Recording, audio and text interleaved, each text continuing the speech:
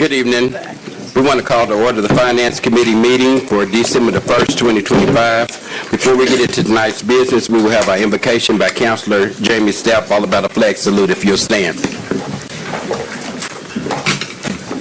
Dear Lord, just thank you for this day, and thank you for the blessings that you've given us this past week as we come out of the Thanksgiving week and we start the Christmas season, dear Lord. We just ask you to go before us tonight and be with us as we make the decisions concerning our community to do the best thing that we can for those that we serve, dear Lord. And we ask this all in your name. Amen.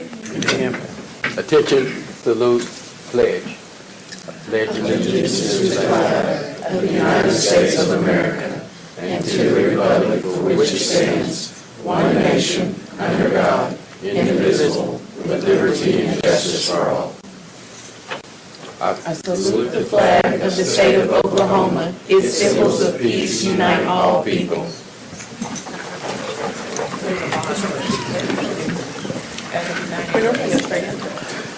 Finance Committee agenda item number 1, please.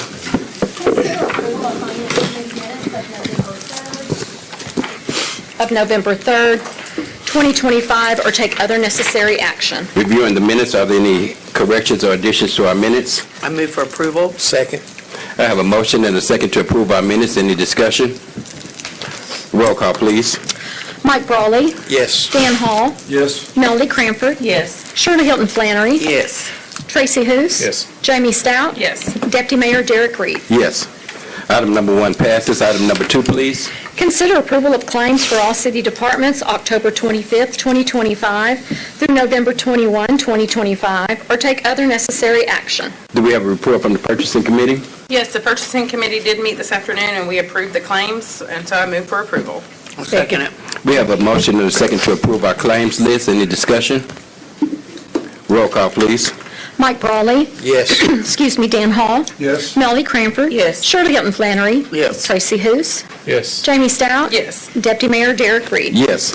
Item number 2 passes. Item number 3, please. Consider approval to authorize the city manager to negotiate and execute a performance contract with Dreambound Enterprises, Jody Messina, in the amount of $70,000 plus incidentals for a concert at the Muskogee Civic Center on March 28, 2026, or take other necessary action.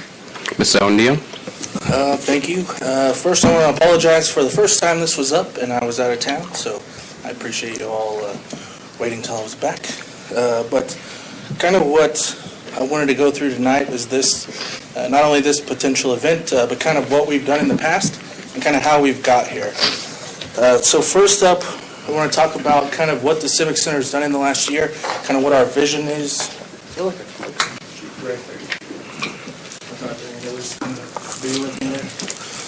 Kind of what our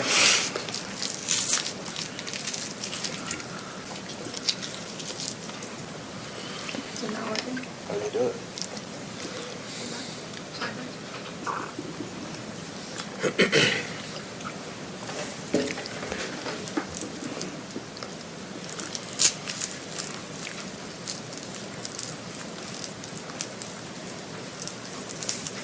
Right. Here, this is right.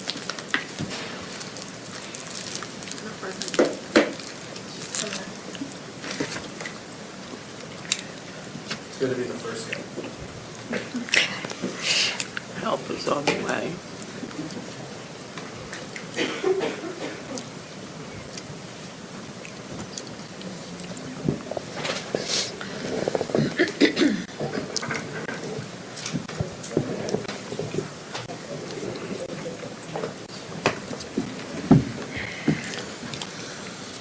So we want to talk about kind of our visions and goals. If you think about where we were a year ago, we hadn't produced one large-scale event. So it seems like forever ago to me, because I've been there, living it every day, but it really hasn't even been a full year yet.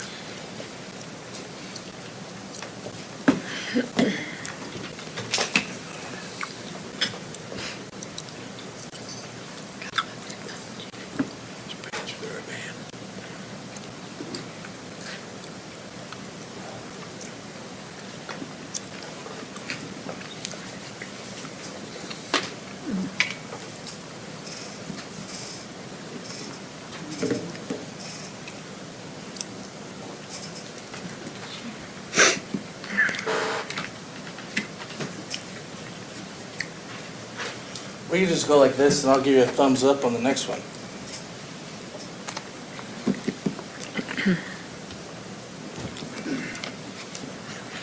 Right. So kind of our vision has been create world-class entertainment for everyone. Take something where we were at a huge deficit. As you can remember, one of my first things was canceling a Queen concert.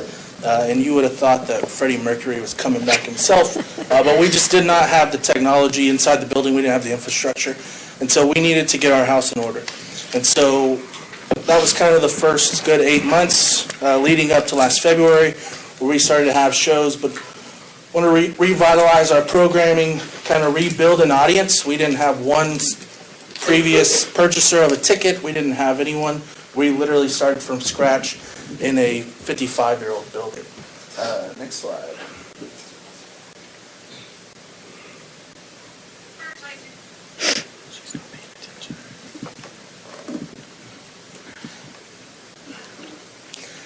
And so what we did was sit down and come up with a process of we want this to be thoughtful. We don't want to just throw a lot of things at the wall.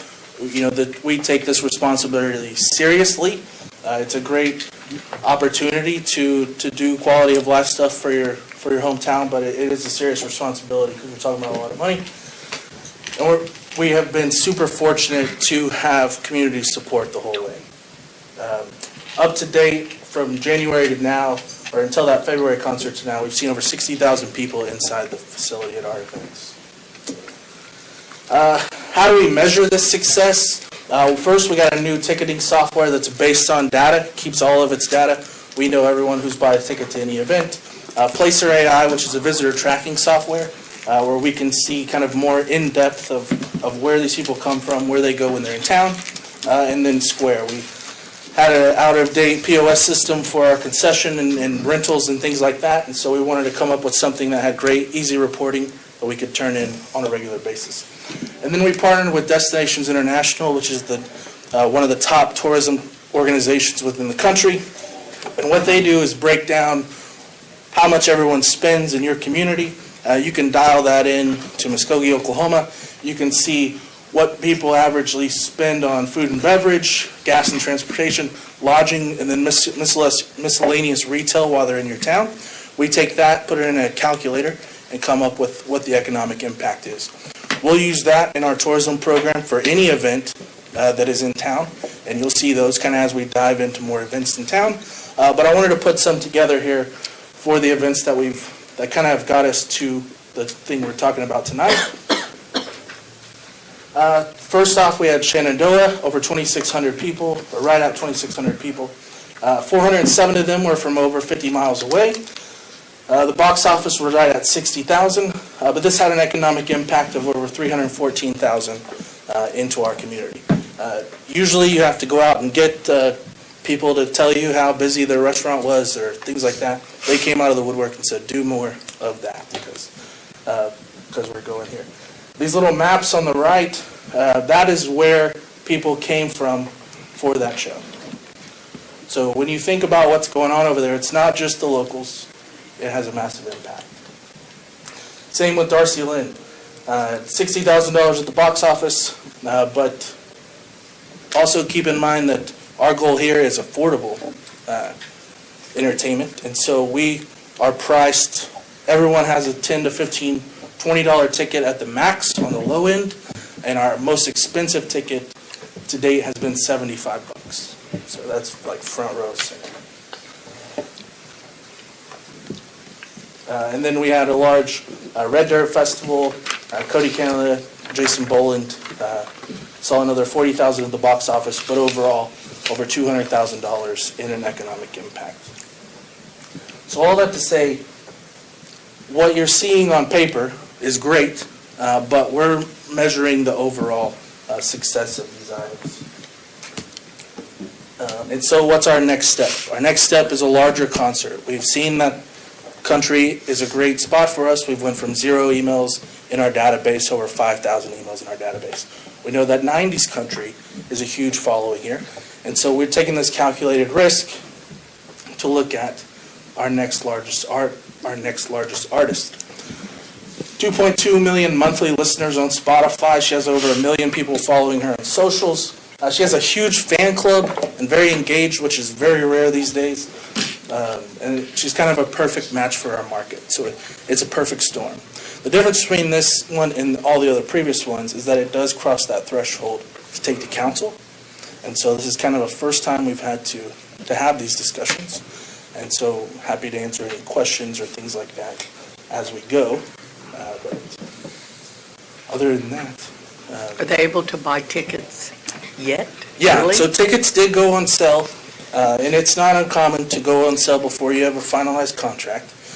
Today, we've sold over 665 tickets at a cost of over $30,000. So we're sitting right under the halfway point on the talent, and so I expect this to be larger than the Shenandoah.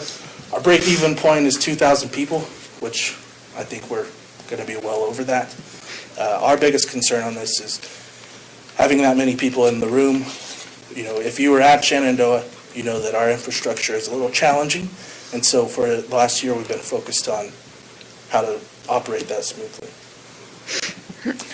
Coming up in between here and then, we have 90s Country Throwback, the BRI Bull Riding. Those are thousands of people each that we're going to market to, that kind of a built-in audience. And so I really expect this to be a really smooth process. But like I You've said, done an amazing job thanks. at these events that I've been to. Thanks. We've had, really good support from the community. This week we had our first full rock show, holiday rock show. Great crowd there, great entertainment. So that's kind of, we just want to keep moving and have something for everybody. Justin, is that map up there, is this for the Jody Messina? Yeah, this is pre-sale what's been tickets? sold so far. And this wasn't updated for today. This was updated about 3 weeks ago when I was putting this together. So we've sold about 100 since then. But already a pretty wide impact. It's hard for me to do these economic impact estimates before the event because we don't really have the numbers from Placer to base it on the same things that we are everything else. And so I didn't want to give some numbers that I really wasn't 100% on. Justin, your ask tonight of the council was to approve $70,000 plus incidentals. Can you give me what the term plus incidentals mean and the dollar value of that? Yeah. So the incidentals on this are always going to be sound, lighting, hotel rooms. There's usually a meal involved. Our full spend on this event will be $98,000, but we expect to bring in profit over, at 100%, we would make over $75,000. So are we approving the 70 or the 98? Yeah, you're just looking at the talent contract, which is the largest part. Actually, no, the contract that you would be approving includes the incidentals. So with the incidentals, so we're actually looking at the 98,000? Yeah. Per Justin's math, yes. Yeah.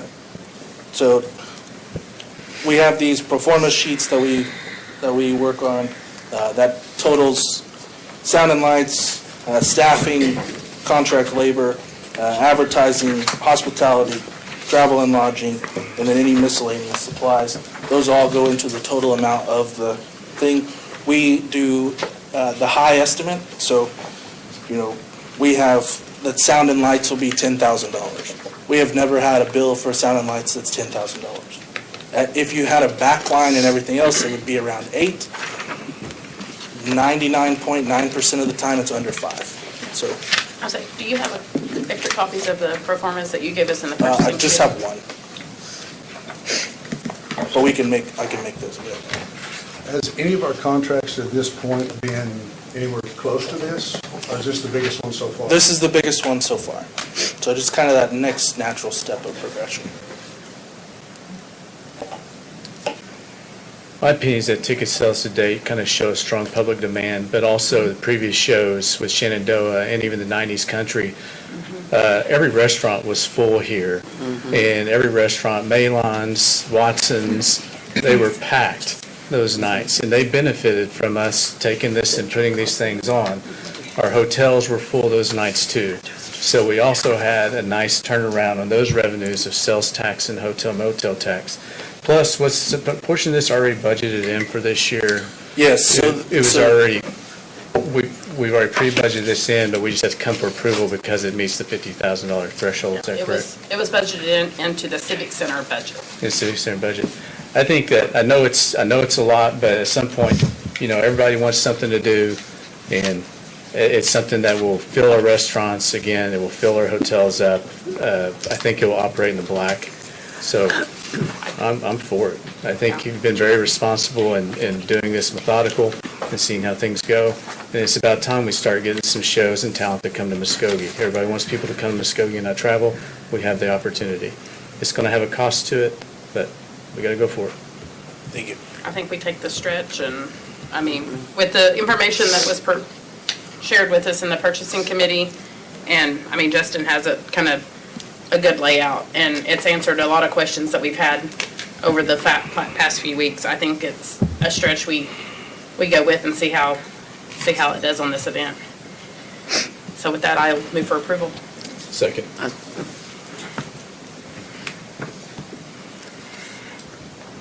I'm sorry. We have a motion and a second. I forgot I was presiding. So waiting on Patrick. We have a motion and a second. Any questions? Roll call, please. Mike Brawley, Yes. Dan Hall, I was ready for 70. The 98's making me think now. Yes, I'll go ahead and go with you, just because I trust you, Justin. Melody Cranford, Yes. Shirley Hilton Flannery, Yes. Tracy Hous, Yes. Jamie Stout, Yes. Deputy Mayor Derek Reed. No. Item number 3 passes, and this is our final item for the Finance Committee. Welcome everyone tonight to tonight's Public Works Committee for December 1st, 2025. Item number 1, please. Consider approval of Public Works Committee minutes of November 3rd, 2025, or take other necessary action. Everybody had a chance to review the minutes, recommendations for approval or changes? Motion to approve? I second it. I have a motion and a second. Roll call, please. Mike Brawley, Yes. Dan Hall, Yes, Melody Cranford, Yes. Shirley Hilton Flannery, Yes. Tracy Hous, Yes. Jamie Stout, Yes. Deputy Mayor Derek Reed. Yes.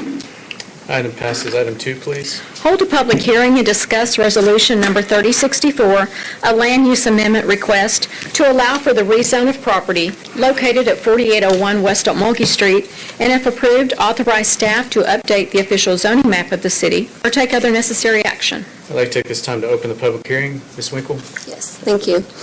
The applicant for this has requested a rezone of the property located at 4801 West Okmulgee from C1 Local Commercial and R1 Residential to R5 Mobile Home. The proposed use of this property is going to be for a luxury RV park that is catered to the 50-plus age demographic. The request currently does not conform to the 2025 Muskogee Comprehensive Plan and Future Land Use Map, which is the reason we're requesting the land use amendment as the first step to this process. As you guys have done a lot of these with me, the land use amendment is first, the rezone is second. Do you want me to go ahead and go into the details as we need to for the rest of this, or do you want to just do the land use part first? You can only stick to one agenda item at a time unless you want to table this one and move on. Okay, all right. But it is a public hearing, so I would not recommend it. Okay. Okay, so the current future land use map on this is zoned as local commercial and suburban residential. The proposed future land use is going to be traditional residential, which is what will allow for the zoning that we are requesting. And staff does recommend approval of this resolution to allow for the adjustment and the amendment to the future land use map. Thank you, Ms. Winkle. And council, at this time, I'd like to point out this is a public hearing. There is no action required on this item tonight. So we just can move on to discussion and to our speakers. I do have some citizens signed up to speak for this, so I want to call your name. Please come up to the microphone and state your name. And first up is Ron Dean. You will have 5 minutes. I was hoping that the presentation by the property owners would be done for all of us to view and to look at before we had comments, but I'm fine with going ahead and discussing it, then come back up after the other issue we can- and maybe discuss it again. We could always stop. Does the property owner have a presentation? It was going to be with item number 3, since that is the actual rezone. Okay, We could add that to this one. we can. Yeah, because it's the same agenda item type, so that it's, as long as it's clear and doesn't violate the Open Meetings Act, we can do whatever presentation we need to. Thank you. We can have the presentation and you can speak. Thank you. very much. Ron, do you want your notebook? Diana, can you put the presentation up?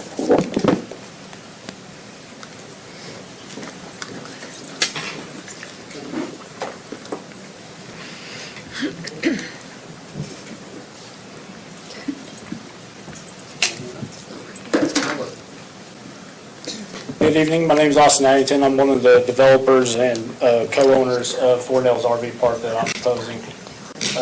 Next slide. She's ready. Diana, can you manually adjust the slides, please? So, Four Nails RV Park, we are a Christian-based, 55 and over, adult and veteran-friendly RV park. We're trying to be HUD and HOPA compliant, and it'll be a long-term stay facility. So we'll have week, month, and year leases. We have a 10-year rule. Our 10-year rule is the RV from manufacturer year has to be within 10 years to be inside the park. The RV will have to be NRVIA certified by the time it enters the property. And that is for citizen safety inside the park, to go over all the plumbing and electrical and make sure it's up to code with the national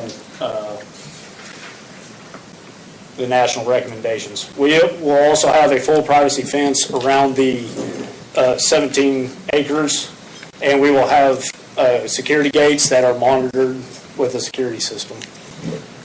We will have application processes and background checks, and those will go over any kind of violent crimes or anything like that. That's what the background checks will check for, any federal drug-related situations, so we can filter out the problem, if you want to call it that, before it enters our park for safety. So we will have full RV hookups. Luckily, being in the city, we don't have to have a lagoon, so we'll have sewer, water, and electric at each spot. We plan on having an on-site property manager that would be there full-time and live on-site, and they're the ones that would be doing all the paperwork coming in through the gate. And of course, it'll be affordable housing, because RV parks are the next up-and-coming thing. So this is our layout. Since our last meeting, we had to do a little moving around with our engineers because we found some stuff out. But phase 1 will be the furthest, 26 units towards the VFW hall. There'll be 20 by 40 concrete pads to support any weight of any class of RV that's in our facility. Originally, we had gravel roads. We're working through that process of possibly getting it earlier. We're just trying to be able to afford our image of what we can.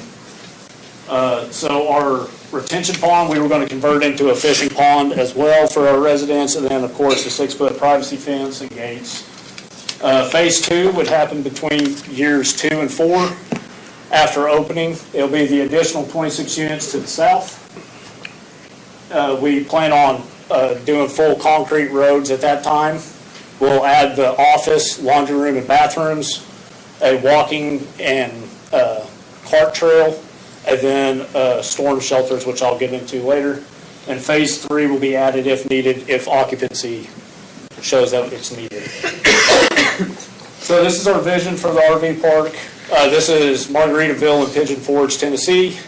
As you can tell, our layout is basically identical to what Margaritaville is set up as, and we envision it to look the exact same way. Next. So we had a big confusion on what RVs that we are allowing inside our park.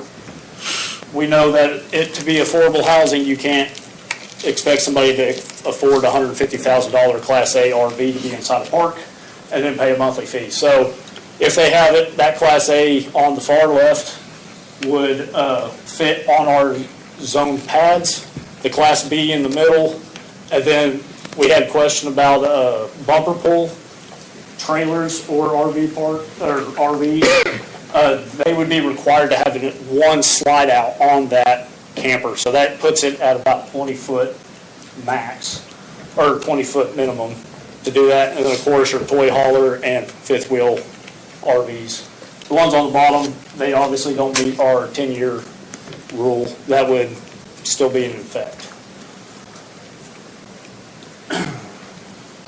So like I said, the fishing pond will be added in the walking and cart path.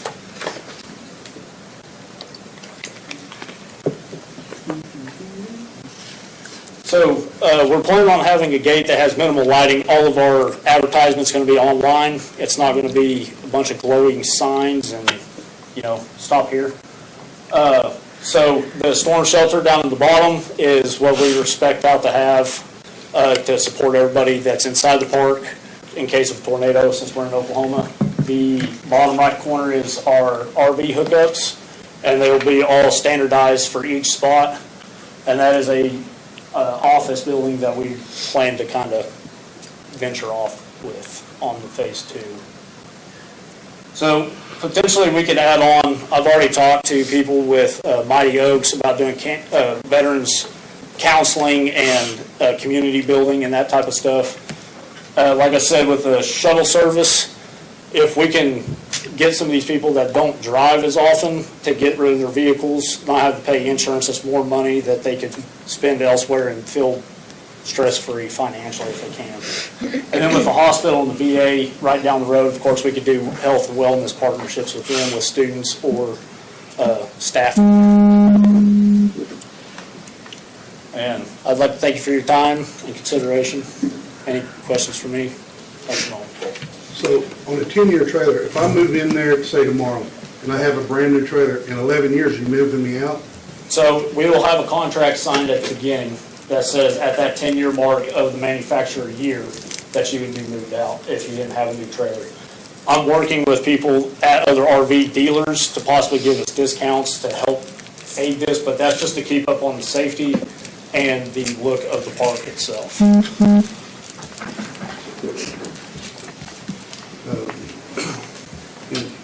Why are y'all not trying to do, why is there gravel already? And y'all aren't planning on doing the asphalt early? So originally, we were told that we could do the gravel to get the base put down because this was an old hay meadow. We were worried about it sinking because of it being farmland at the time. So we had that base plan built, and then we got told that we had to have concrete. So we're kind of in that middle phase of we've been told one thing and now we're doing another. So we're open to work with it, obviously, but we got financing stuff to get this thing up and going for us to have a cash flow coming in for that year for the bank to give us more money on the back end to prove that it can support itself. So I think one of the largest concerns in this area is that if this does not make and you can't get the 26 units and then you start to allow just mobile homes into there because it will be zoned for that. So we do not plan any mobile homes whatsoever. That is not our game plan at all, never has been, never will be. If we can't make it happen, then we will just turn around and sell and we'll move on to the next thing. If we can't make it happen, that's what's got to happen. So we're not planning on moving mobile homes in there. I don't plan on doing that. I know Sarah's been working on possibly getting us rezoned to an RV park. I don't know when that's planning on happening, but that's what we're wanting. And that scares me even more because you said if it doesn't work, we're going to sell. That makes it's already zoned for trailers, and they could, the next owner could move the trailers in there. That bothers me. Which our planning commission, they had it labeled to where if we did sell it, it went back to the C1 commercial property that we originally had it zoned as, instead of the R5.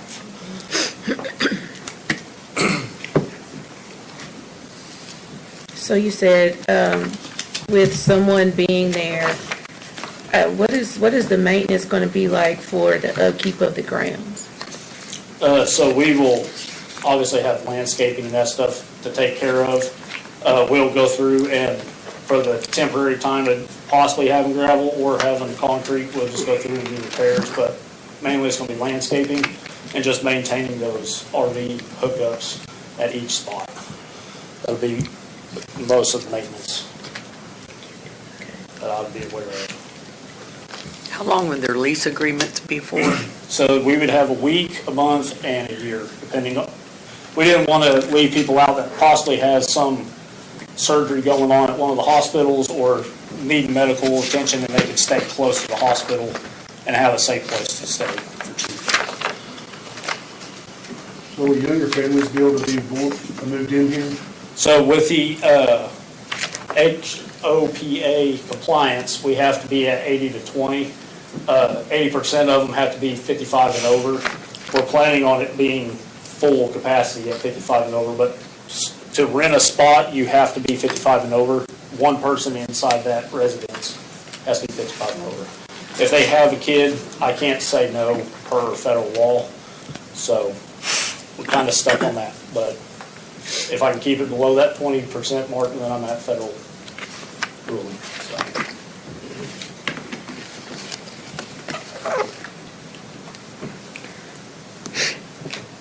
Is this your first one? Yes, sir.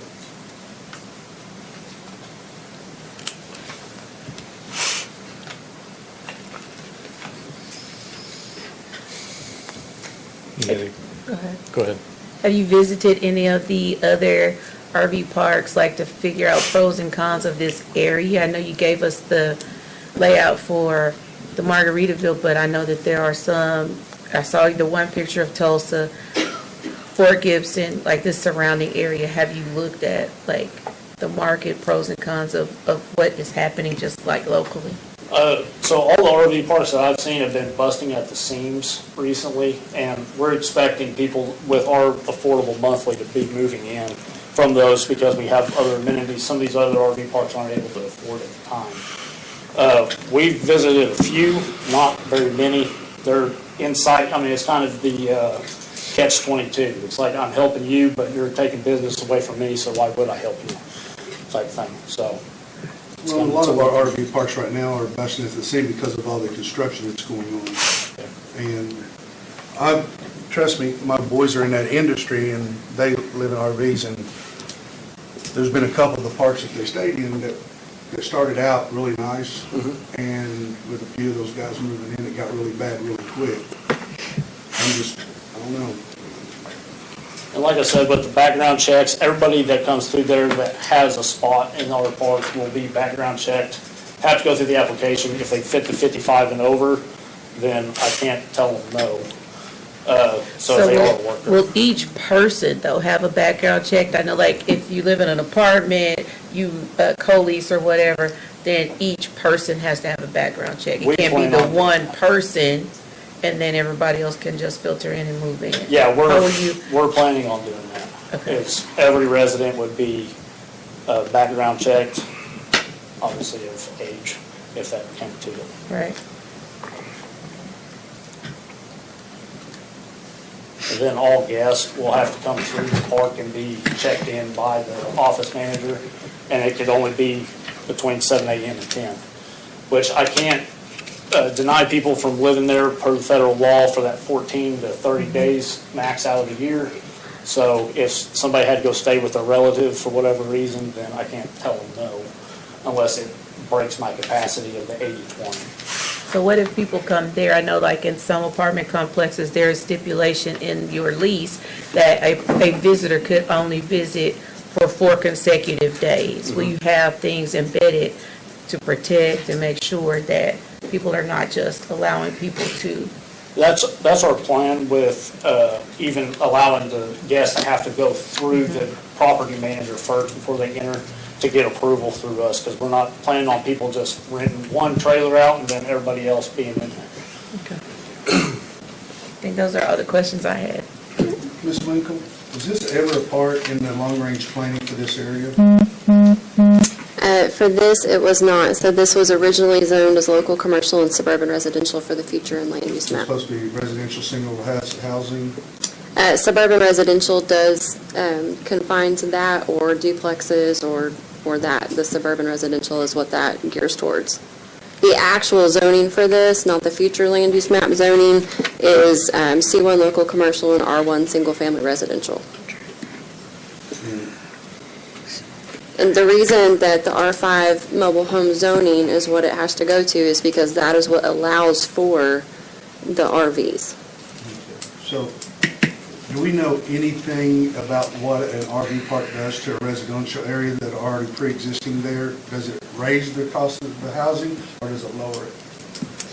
So I do not have that answer for you, but I can certainly have it for you at the next meeting. I think one of the main concerns from our constituents is property taxes and their property values going down because of, I mean, the wording for sure, that you're saying like this is mobile instead of RV, and I think that they're fearful that their property values will decrease. Can you speak to that, or? So in the next slides that I do have, it shows what's around it. And I know that this has been vacant land for quite some time. There are some residential areas around it, but there's also across the street, there's, it looks like a truck shop, and then there's a vacant lot next to that, and then just directly to the west is a mobile home park that's already been there for forever. So there's a lot of stuff around it that is conducive to this. And I can speak to that. I also can speak to the fact that, it was approved in subdivision review committee. The things that they are going to do and the specs that they're going to bring it to on the streets, once they do get everything in there, is going to be up to city code in case city ever did take the streets over, because to start, they are going to be private streets. In addition to that, I can tell you that with the conditions that were put on it, it's not that the city zones it back, commercial. The condition was that if the owners ever decide to sell it, that they will take it upon themselves to rezone it back to the way that it was, which was C1 local commercial.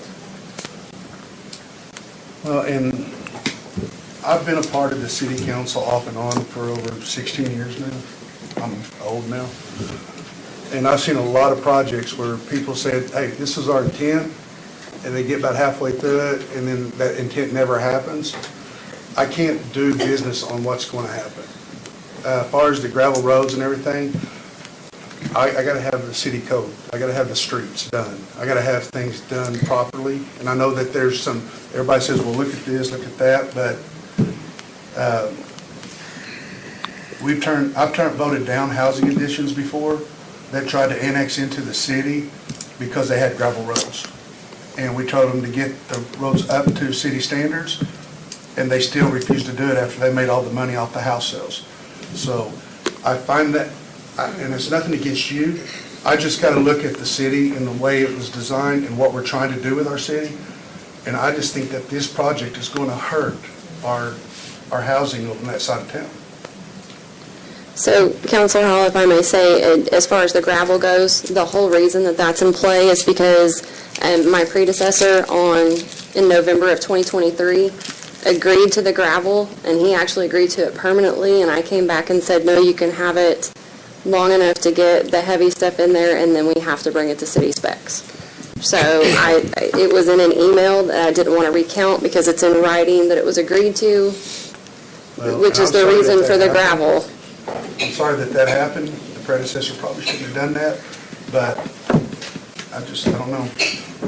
I like things done the way they need to be done. Too many times in this city, we've allowed things to happen that hasn't benefited our city, and then we bit the bullet on it. And I'm just tired of biting the bullet. I want to move forward. I think the people on that side of town deserve the best that they can get. And it's nothing with your project, because but I don't think it fits what we're trying to do in our city right now, especially right there.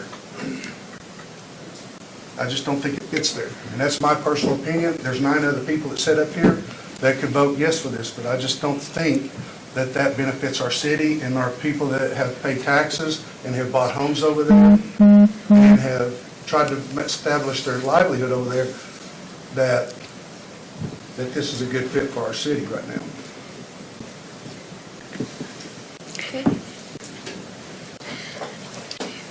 Does anybody have questions for? No, you have a seat. Thank you. Okay. We'll do some public comment, ready? So we'll do this again. Rondine, you'll have 5 minutes. Thank you very much for having that presentation made. I think that that will help all of us. I'm going to try to get both of my 2 5 minutes on these questions done in one 5-minute deal and move this along. Ordinances and zoning are in place to protect property owners from development activities that could have negative effects. And some of you already touched on that. Right now, the zoning that is in place for R5 allows for mobile homes, and under that mobile homes, from what I am hearing from city staff, that is where RVs would fall, and that is where tiny homes would fall.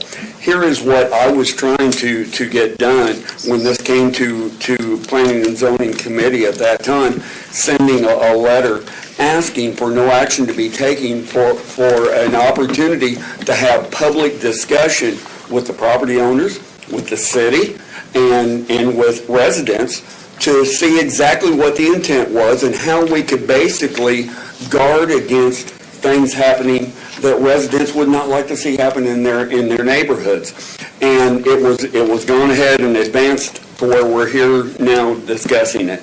And I'm going to bring up my final point right now, and then I'll go into some things, is what I think would be wise at this point is to take no action and start the process of developing 3 different zoning restrictions. One, which would be for tiny homes. Where would tiny homes fit within our community? What requirements for building would fit with those? The second is for RV parks.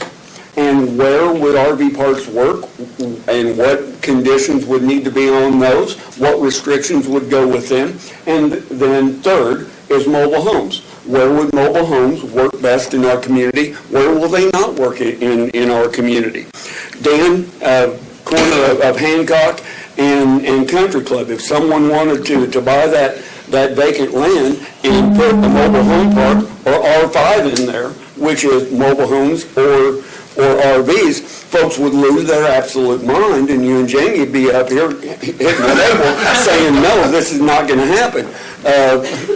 Shirley, if you and Mike had the property, the 5.5 acres between New Community Church and Casey's that's owned by the church, if they decided they needed the money instead of the land and they sold it and someone came in and said, hey, we want to put an RV park in there, your residents would blow up your phone and be knocking on your doors, and you guys would be down here hitting the table saying, no, well, we're over here on the west side of town, and that's what is being told to us by city staff is west side doesn't matter.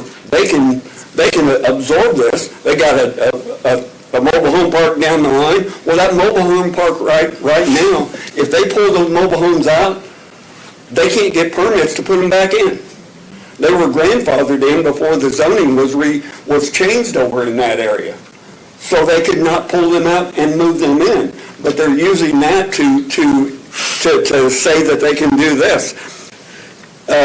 It's not going to be a replacement for affordable housing.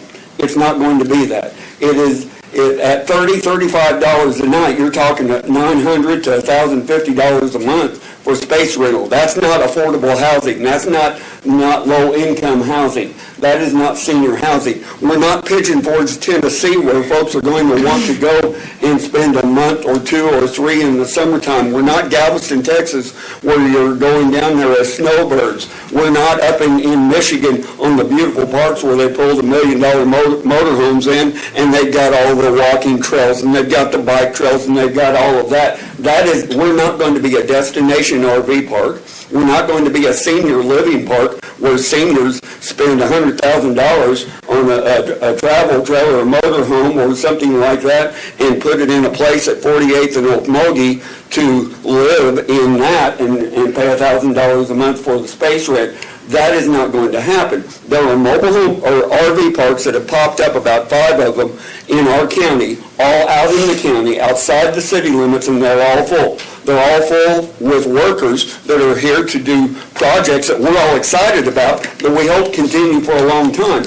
We know we've got a 3 to 5 year window that we're going to have a lot of construction workers in there. They have bought a field, they filled it up with gravel, they put the RV hookups, and they're renting them, and they're making money, and that's great. And it gives these folks a place to be here and to live instead of in a mobile or in a motel until that's done. But the restrictions on this are not enforceable by the city. I don't see that they're enforceable by the owners of the mobile home park. Dreams and plans and desires. Where's the financial study that shows that they've got the ability to do it financially? Where is the Mr. D, thank you. Yes, thank you. Can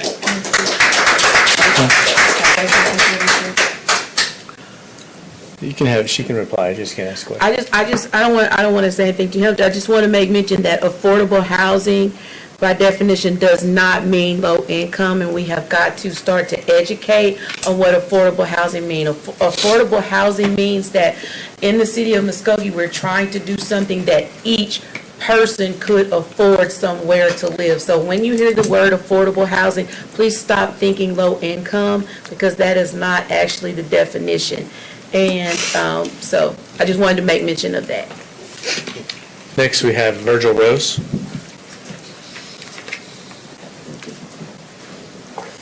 If you just state your name, then you'll have 5 minutes. I'm Virgil Rose. I'm the adjutant for the DAV chapter, which our property sits adjacent on the north side of the property that's being discussed. If I may, I have a couple questions I'd like to address to the people that are tentatively planning on doing this, if that's all right with the council. Ms. Montgomery. I'm sorry, sir, we're allowed interaction. It's a public hearing, so you just get to speak. Oh, okay. One of the things that was mentioned originally in the zoning commission was that they would have a retention pond for the sewage. And then the gentleman stands up a while ago and says they're going to hook on, because it's inside city limits, so they have to be on the city sewage system. And the next thing, as he had already stated, they had planned on putting gravel down. The different people that I have talked to out there in that area, both at the chapter, because some of them live over on the west side, and some of the other people that live in that area, and there's a lady that her property runs adjacent to it, and she occasionally runs cattle in there. It's not a good marriage for what's out there. I realize at one time that was a lot of agricultural use done out there, but that has sort of dwindled down and is going more west. The thing of it is that why did they pick Muskogee to build their RV park? One, my understanding, and I may be wrong here, is that they don't even live in our community. I'm glad to see people want to come in and do things in the community and add to our base. But why didn't they try to do this in their own communities? Did they not meet the standards in those communities, but they wanted to bring it here to give to us? There's a lot of questions that have been raised by that, and a lot of feelings are going, what are we doing? And you guys have really done a good job of taking a look at this, both the zoning commission and this committee. And I know the council will too. But in all honesty, in your heart of hearts, and like Dan said, it's not a good fit.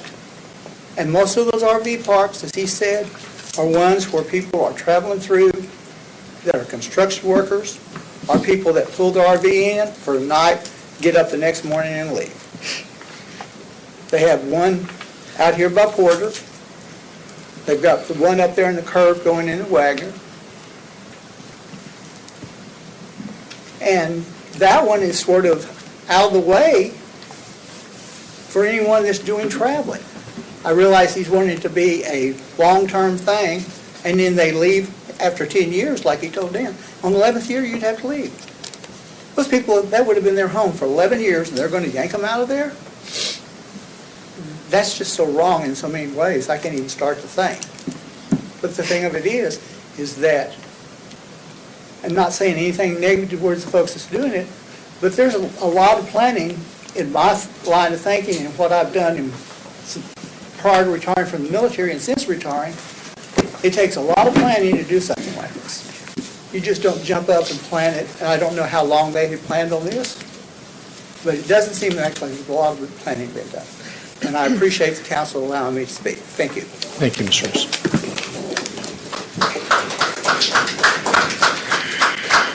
Next up, we have Amy Stoffer.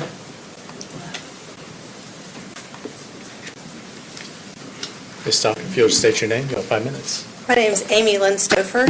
I am a resident that lives literally 2 blocks from that site. I'm also the commander of the DAV, which is the building that they want to surround. And so a lot of our veterans, because we were told by a neighbor lady last Monday, was it? She called us and she was like, hey, do you know about this? And I was like, no, we were never notified. We were never told, never received any notification. I was told this morning on the phone that it was posted in the newspaper, and unfortunately I don't get the newspaper. Probably should, but I don't. And so I was never given any notice as the commander, as the person in charge of that building who has to take care of that building, and all of the veterans that come and get service at that building. So, and a lot of our gentlemen and ladies that are veterans who are part of the DAV are very much against this RV park coming in. And we're worried that the impact that it's going to have on our DAV chapter is going to be a negative economic impact. It's also incompatible with our existing residential character. It could introduce legitimate safety and security measures for our family, for our DAV community, and the immediate neighborhood. We believe that there is an opportunity for us to transform the west side of Muskogee. We think that it would be a great place to bring in stores, to bring in restaurants, to bring in other homes, but not an RV park. We think that it would not improve the west side. We believe that there's also there's a mobile home place right there at 51st and Okmulgee, which is just 2 blocks north of our building, and it is such an eyesore. Unfortunately, to say that, it is old and it is falling apart. It needs lots of work, and we would like to see our community to come forth and help that and become the west side, become a lot better place, and bring forth a lot more things to the west side that we can all be proud of our community, and that we really believe that it raises several significant concerns regarding compatibility of the land use. Increased noise and light pollution, a strain on local infrastructure, the water and sewer, increase in the transient traffic and safety concerns, and likely decrease in our safety and our property value of our residential homes. And as a resident that lives 2 blocks from that building and who works almost several times a week at that building, we would like it not to be an RV park there. Would like you to reconsider. Thank you. Have a good day. Next citizen we have signed up is Michael Gregg.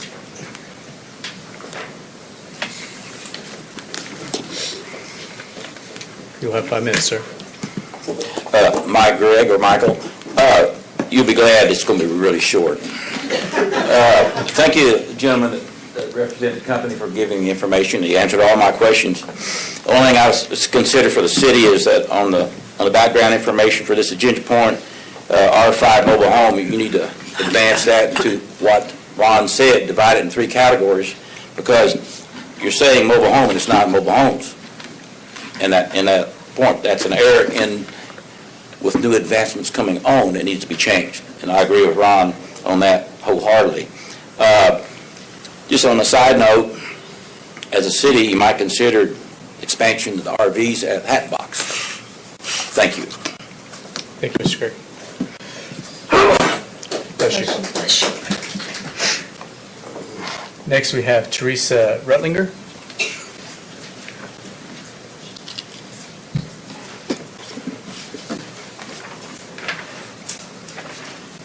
Ms. Rutlinger, you'll have 5 minutes. Teresa Rutlinger, thank you for listening to me. In advance, it's going to be higgledy-piggledy. I just came back from Texas, and I'm not together tonight. As far as land use goes, from what I could tell from the picture, each RV or mobile home will be sitting on .06 acres of land. That's pretty doggone small. I'm sure the DAB bought their property looking at the plan that they were going to be having C1 on either side of them instead of mobile homes or RVs. I bought my property, and I did my due diligence. I mean, you can talk to a lot of the people at the tax assessor's office and everything else, and there was no mention of mobile homes there whatsoever.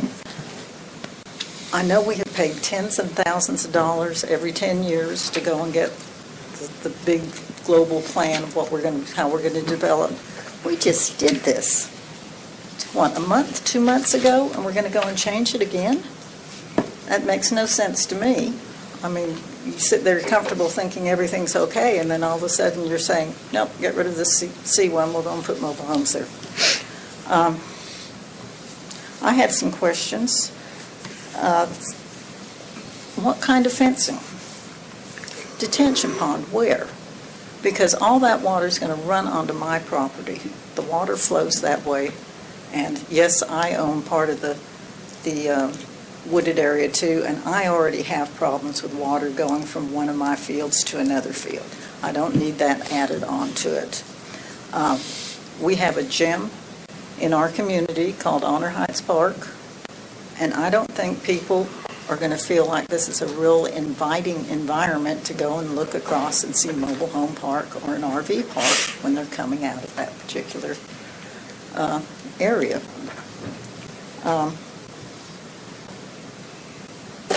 There's some of my other stuff. I think it's going to be a detriment to the current property owners and the city. You're expanded pretty much out every place you can except the west side. And I was told that it would be all right to have this RV park here because it's almost out of the city limits. Well, my property is almost out of the city limits too, and I don't want to be classified as an orphan citizen because my property's in the wrong location. I thought the city was trying to make this a better place. I don't consider having a mobile home and RV park a better place per se. I did a little bit of research, and RVs lose 60% of their value in a 10-year period of time. So people every 10 years are going to be flipping over, buying a new RV, and there's no equity in that. I would much rather see people have affordable housing, as you described it, and get some equity out of it instead of losing money every 10 years. Because that's assuming that you can get 40% of the amount back. You might be taking a 70% hit on that. If this is approved, I think it'll be another step backwards for our town. And you have one shot to kind of get this right. And I would hope that we would really think twice about this, because it's, to me, not the way I envision Muskogee growing. I'm a transplant, but I've been here for 25 years, and I've just been kind of disappointed in some of the stuff that's been going on. But please, please do not put something like this. I mean, once it's done, it's done.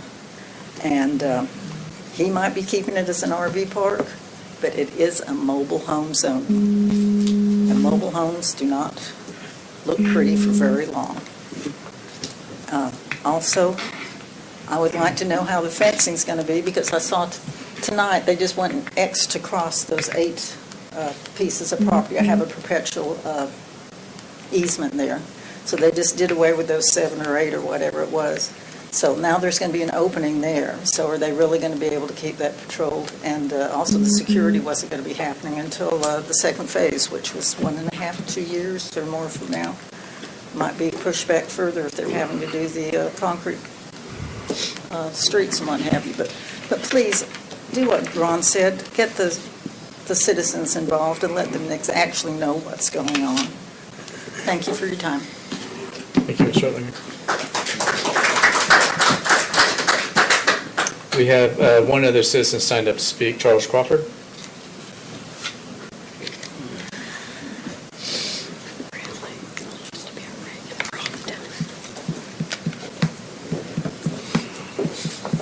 Mr. Crawford, you'll have 5 minutes, sir.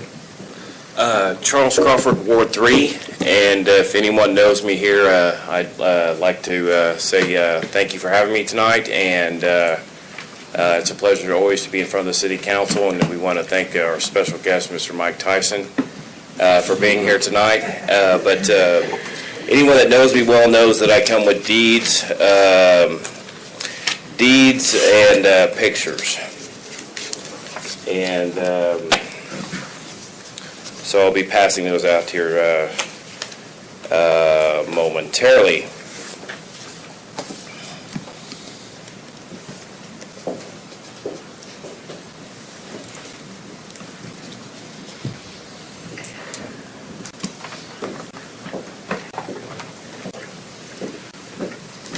So I am a happy resident of Ward 3, which basically constitute most of the southwest portion of the city. Ward 3 has a nickname called the West Side, and I don't consider that a derogatory term. I think there's a lot of benefit to the West Side.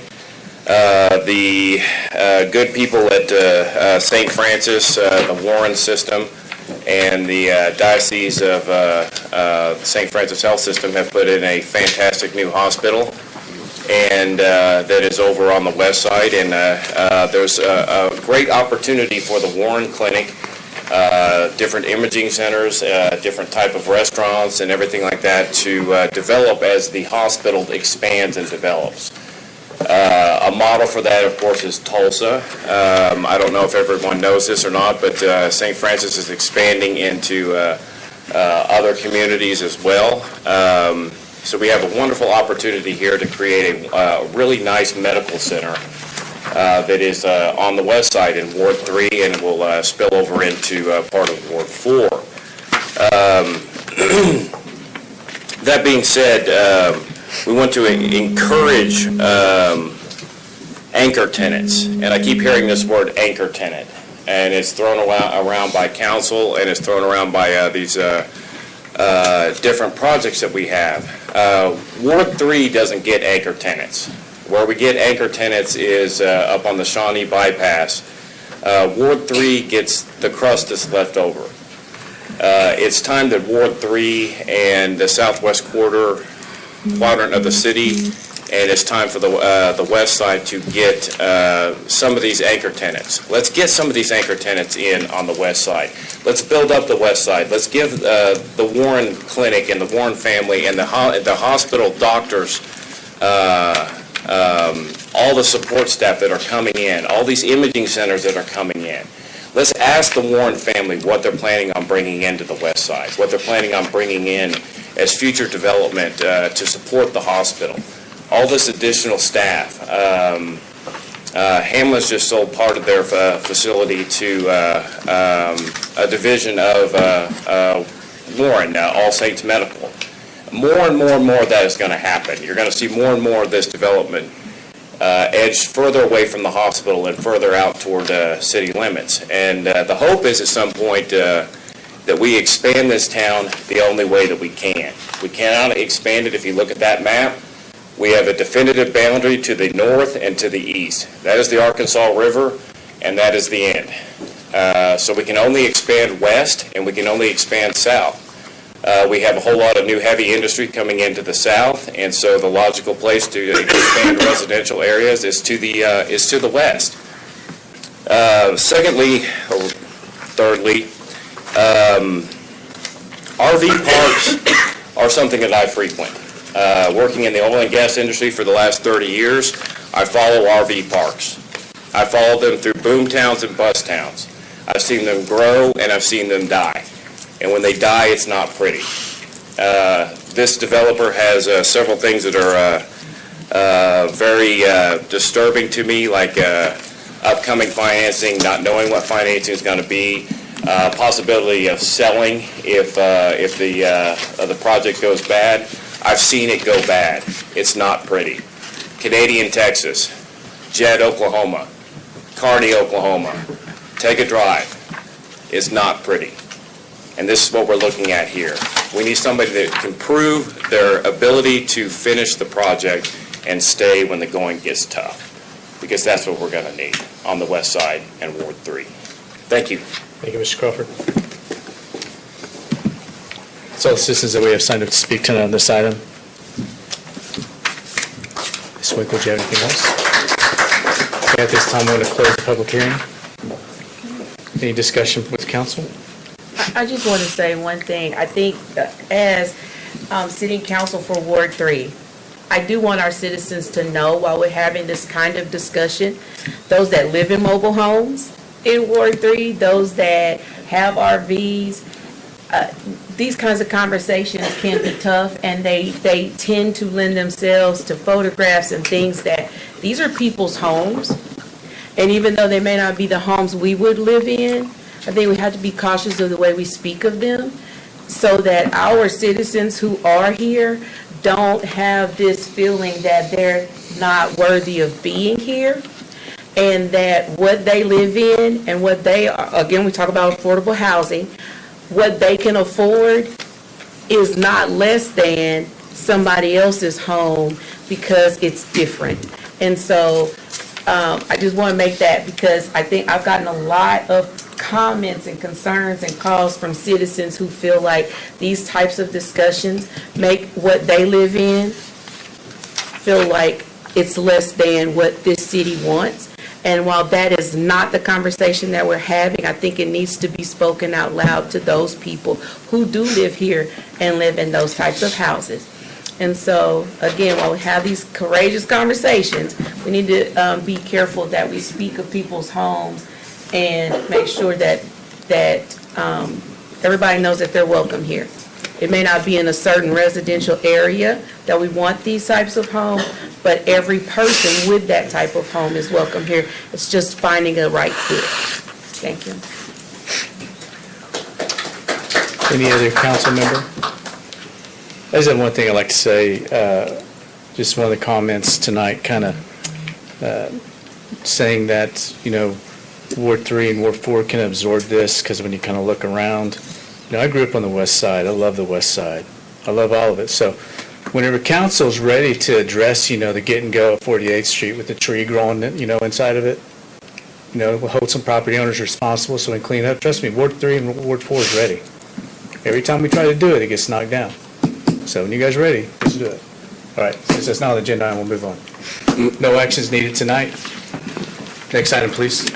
Hold a public hearing and discuss ordinance number 4281A, a request to rezone property located at 4801 West Okmulgee Street, rezoning the property from C1 Local Commercial to R5 Mobile Home, and if approved, authorize staff to update the official zoning map of the city or take other necessary action. This time, I'd like to open the public hearing. Ms. Winkle? Yes, thank you.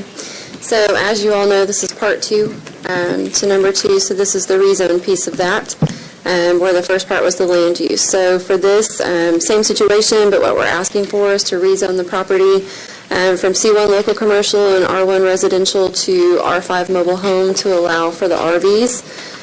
This did go to Subdivision Review Committee. The plan sets for the entire property on July 25th of 2025 and was approved. This did go to the Planning and Zoning Commission on November the 4th and was approved with the condition, as stated earlier, that the developers would rezone it back to C1 if it didn't pan out or if they did decide to sell the property. I want to reiterate that they are going to do the concrete streets to make sure that they are up to city code and city specs, which is what our ordinance and what our Muni Code calls for. And staff does recommend approval on this, and I can answer any questions that you do have. Thank you, Ms. Swinkle. Does council have any questions from Ms. Swinkle? We do have some citizens signed up to speak for this item. So when I say your name, please come up. You have 5 minutes. First, citizen is Danette Hall.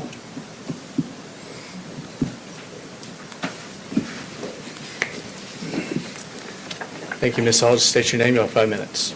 My name is Danette Hall, and this is Nick. She lives next door to me. Our property backs up to this property that's going to be zoned for this. The only thing that right now is separating is the wooded area, but at some point, I don't know if that wooded area is going to come down. When we purchased our house, it was for the quiet neighborhood and the secure feeling of a small neighborhood. If this goes in, the noise control would not be there. There would be no privacy and no security. I myself have lived in a mobile home park and an apartment complex, and I did what I could do to get out of that and buy my own home. And I don't feel good about something like this going in behind our houses. That we will lose all of our privacy and quietness, and the developer did not prove to me that they can follow through with what they're wanting to do. And it's just a lot of things that are up in the air with it, and like I said, it could be left looking trashy. But also, in the meantime, there's going to be a lot of noise going on. Even after it's developed, there's a lot of traffic going through there, and that's just not what I think this neighborhood should be like.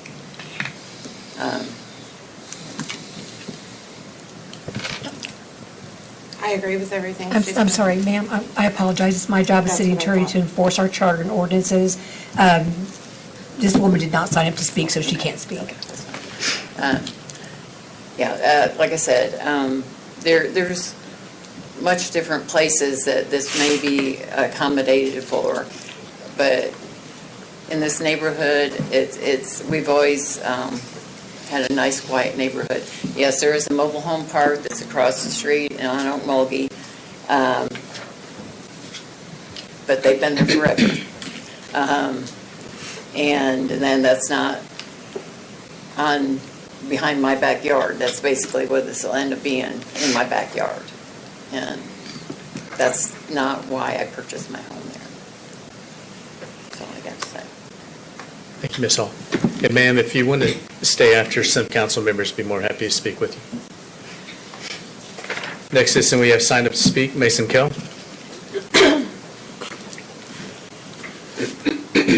Mr. Kell, you'll have 5 minutes. Thank you.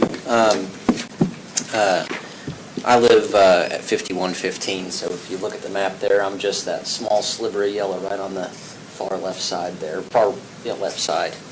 I think these guys have got great goals. Unfortunately, great goals and practical goals don't always line up.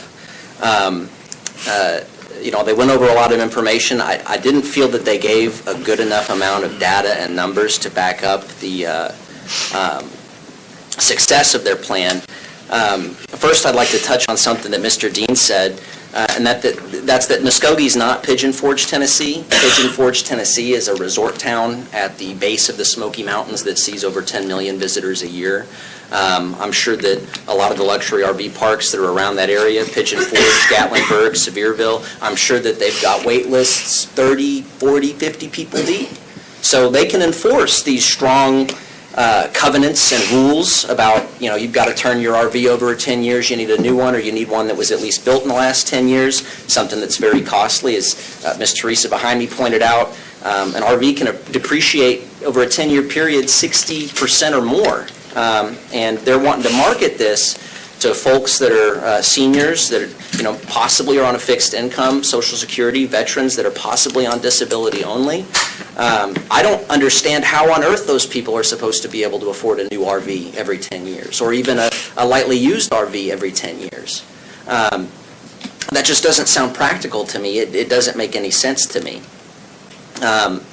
Additionally, something that Councilmember Hall pointed out with in regards to their street plans, it sounds to me like they don't have money to build city streets that are up to code. They want to put gravel in and hope it works out. And shoot, if this does get approved, I sure hope it works out too. I just don't see, based off of the plan that they've outlined for everybody here, how it's supposed to work out.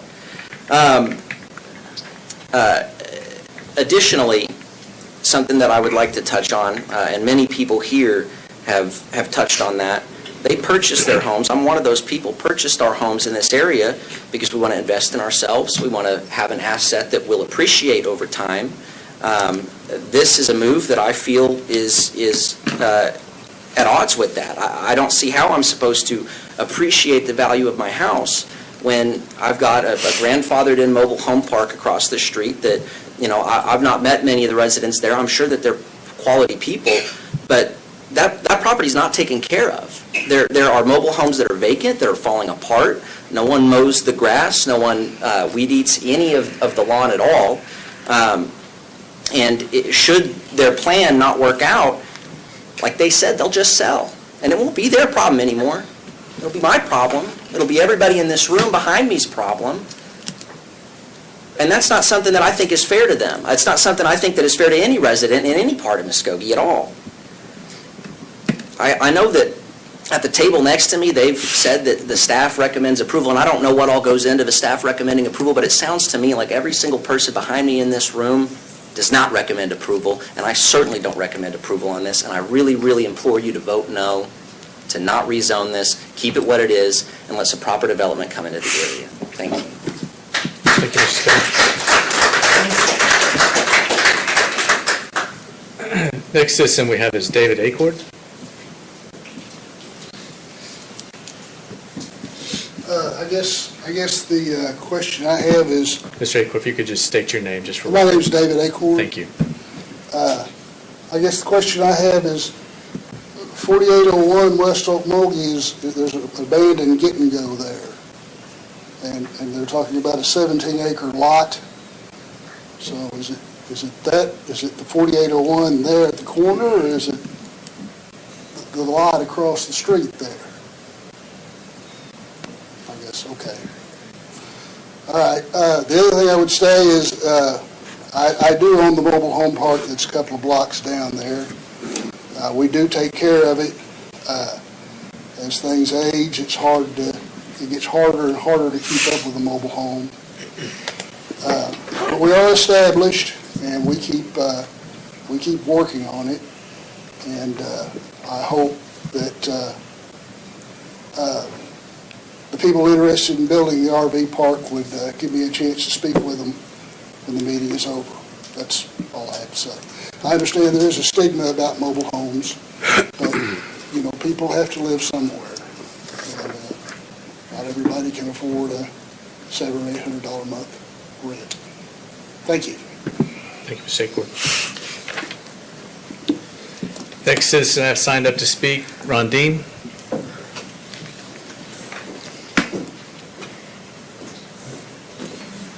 Watch that timer this time, Mr. Dean. I don't need to send a bounce right out here. Thank you, sir. All right.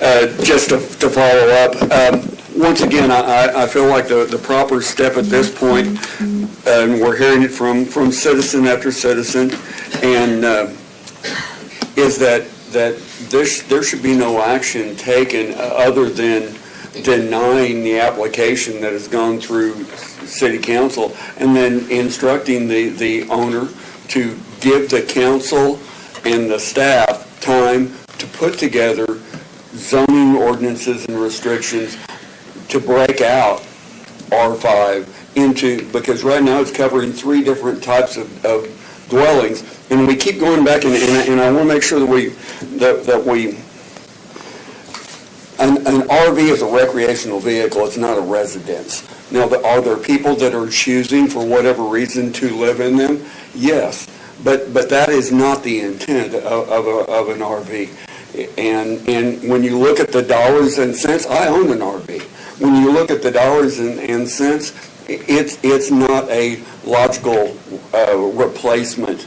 It's an emergency replacement for some people, but it's not that, and that is not the proper use for this piece of property. Is there a place for that? I don't know, but I think that is the discussions that we need to be having. That we're not ready as a city to approve this to move forward on that piece of property or any other piece of property. We need to look at our zoning ordinances that control tiny homes, RVs, and mobile homes, and look at where and if we are going to allow any of those to be established within our community so that it benefits the residents, which is why we're all here. We're all here to represent and take care of them. You've heard from the citizens tonight. I think staff needs to hear from you all tonight. The tail's been wagging the dog.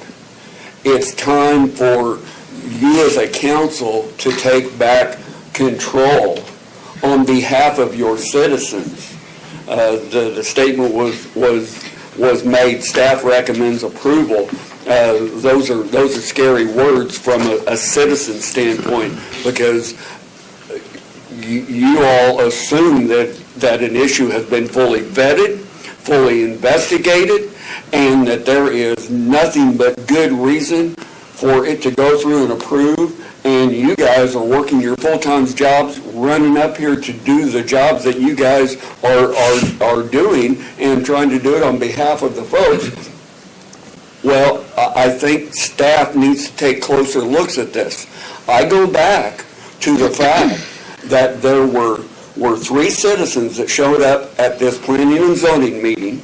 There was a letter from 3 elected county officials that live on the west side asking that no action be taken in that meeting, and that the owner of the property be contacted, the city and staff and citizens be notified, and it be put out there to where we could have an adult conversation at what is best for that area, what is best for our community, what would work, what the folks want to do. You know, we've gone 3 weeks at the public wanting to know what is this, and we kept getting bits and pieces, and that's why tonight, I appreciate you guys allowing them to make their presentation before anyone got up here to speak or address it, because we hadn't seen it. We had heard little bits and pieces. The folks came into that meeting, were given 2 minutes to speak, and then basically the committee was told, no, you take action on this, it can't be tabled, and to go forward. We need to look at as a city, how we can engage the public more, not alienate the public from the conversations, but encourage them to talk to you guys, but to talk to the staff as well, and the staff hearing from the residents' concerns. And I think that could have happened, and maybe the next time something like this comes to one of the committees, staff recommends to them, let's step back. It's not time to take action on this today. Let's engage the public. They're asking for that. And I think that could have been a lot better. Thank you all. Thank you, Mr. Dean. Amy Lynn Stouffer. You got it right that time. You'll have 5 minutes. Oh, man. Amy Lynn Stouffer. Just wanted to just kind of say that I am a resident that lives literally 2 blocks. Like, I live on 49th in Oklahoma, so 2 blocks. I've lived in apartments. I've lived in a mobile home. Nothing, I think they're great. You know, they're a great place to be. I just want to say, I just definitely don't think this is right for our community. And I have worked really hard as a single mother in the last 5 years to go from living with friends into an apartment, into buying my own house. And so I've worked really hard to get where I'm at, and I think that definitely asking the community to see if this is right for us, and it doesn't sound like that it is, and I just thank you for your time. Thank you.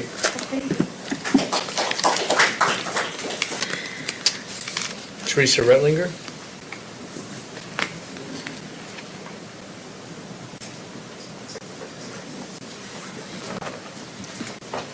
Just state your name. You have 5 minutes, ma'am. Teresa Rutlinger.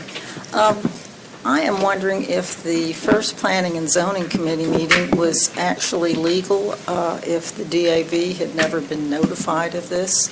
I had a situation when they were trying to put the Section 42 apartments in that same location, except further south, on the same piece of land. And because I wasn't notified at that time, they went and sent everything certified mail. The land had changed hands 6 or 7 months prior to that, and they did away with that particular meeting until I was able to do some of my due diligence. I'm thinking maybe what was voted on at the Planning and Zoning, where they voted to go and approve it, might want to have another meeting on that. If they indeed did not get any notification. They didn't get notified until I phoned them on November the 23rd before I went to Texas. So they've had very little input or time to go and get up to speed on what's happening. And they're the ones that are most involved in this zoning change, because they're going to be surrounded by R5. And somebody dropped the ball someplace, I don't know which side, but somebody needs to look into that. I still do not think that I'm in agreement. Let's try and get some stable businesses and stuff like that in there instead of something that may or may not succeed. I'm still concerned how you can go and pass something on the Zoning and Planning Committee when you don't have a full, there's 17 acres there. He's showing you about 10.6 acres. I used to go ahead and get hay off of those fields, so I know that property pretty well.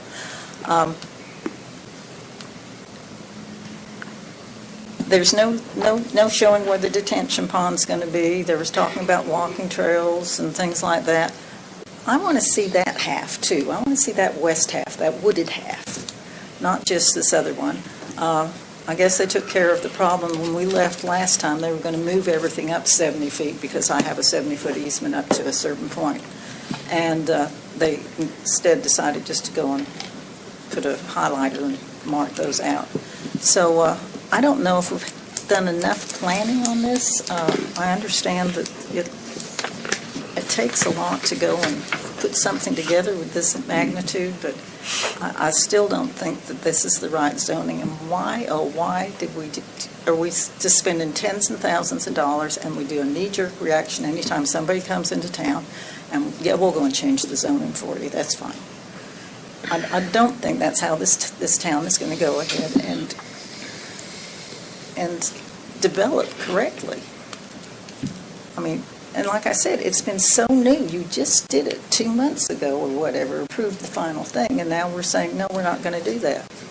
I mean, it was, like they said, it was commercial, it was the Dickinson development, and then it was agriculture. That's how it was when I bought the land that's south of it. And now we're going to go and do this. And I just don't think it's the look we want. I really don't think it's the look we want. I would much rather see the smaller affordable housing or something like that, but maybe continue on with making this kind of the medical hub of Muskogee. You know, the corridor. We've got the car dealership one, and we've got the restaurant one. Maybe this could be the medical hub one. And you need land for those. Anyway, that's all I have to say. Thank you. Thank you.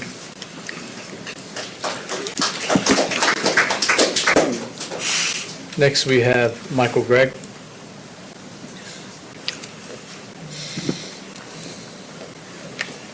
Yes, it's me again.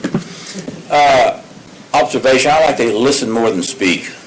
It's very obvious to me, and we've had this problem as long as I've been coming here, of the city, and that is the communication aspect from the city to the citizens is very poor. you heard all these people not knowing what was going on. And I don't know what you can do about it, other than there may be some other methods that you're using now when you're having an issue to be discussed, that the people should know it. And right now, you're failing at it, unfortunately, and that's not good. And it's very obvious. I've been here many, many times, and the same issues come up almost every time. It's the lack of communication, whether it's in between the council and the staff, or staff and that, or for sure, I can guarantee you, it's the lack of communication to the citizens. I encourage you to do a better job of that. You're good people. I know most of you. And you need to get serious about when you're doing projects. You've heard all the things that occurred, so it's a general comment. It's not necessarily on topic. But I agree with Ron 100% and all the people that are citizens of the West Side. I'm a citizen of the West Side. And I want to see the West Side grow. I've seen Shawnee grow, and I've seen other sides of the area grow, but the West Side has just been the stepchild. And but the most important thing I want you to do and consider on this situation is I think you ought to table it, and the staff and the council should get together and review this in great detail before you make a decision. I go back to communication. That is the key for success from anybody doing anything else. And if you need to listen more than you talk, and most of you don't talk much, that's okay. But there's reasons for that.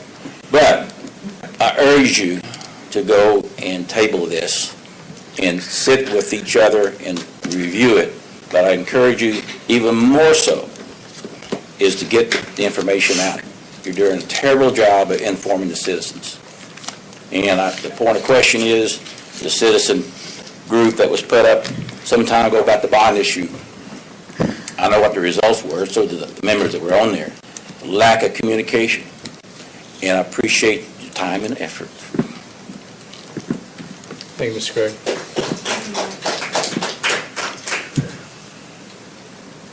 Last citizen we have time to speak, Charles Crawford.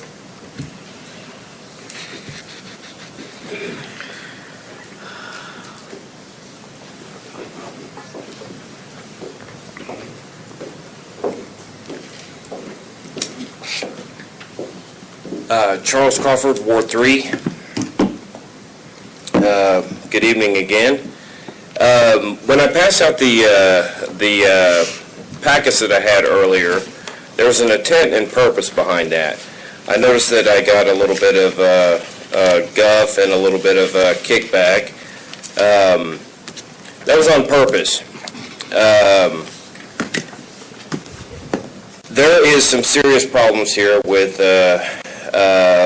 the proposing party for this RV park, and I'd like to go over that.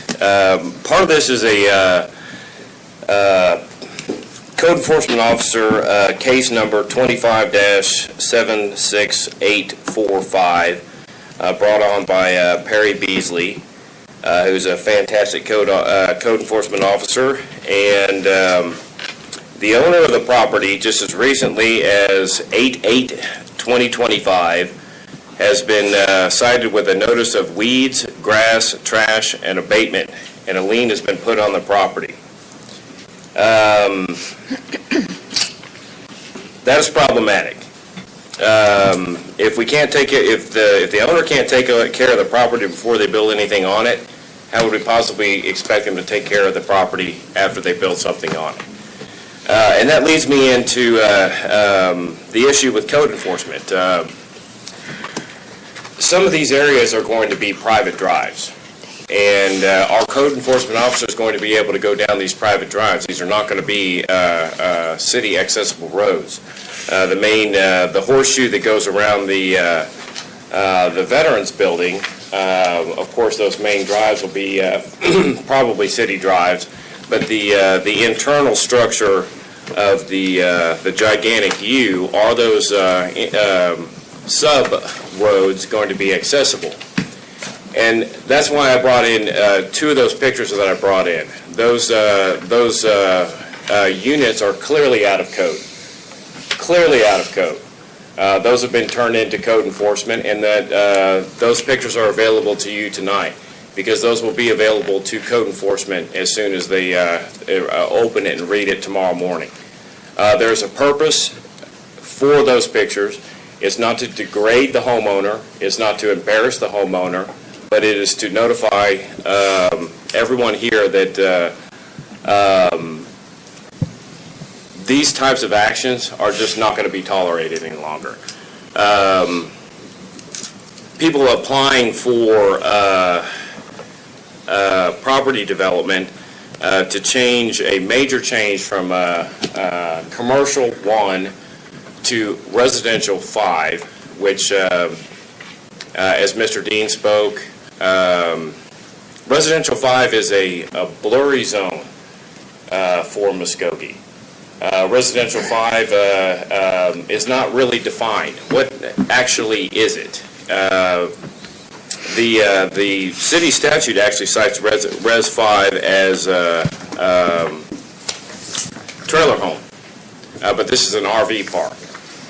And as Mr. Dean cited, that there are 3 different subsets underneath the ambiguous part of 5 that need to be clarified before we start issuing massive number of permits for rezoning underneath Res 5. We have tiny homes, we have RVs, and we have mobile homes. To me, an RV, which I own one proudly, an RV is something that has wheels and is a recreational vehicle and can be moved. A trailer home is something that is affixed for a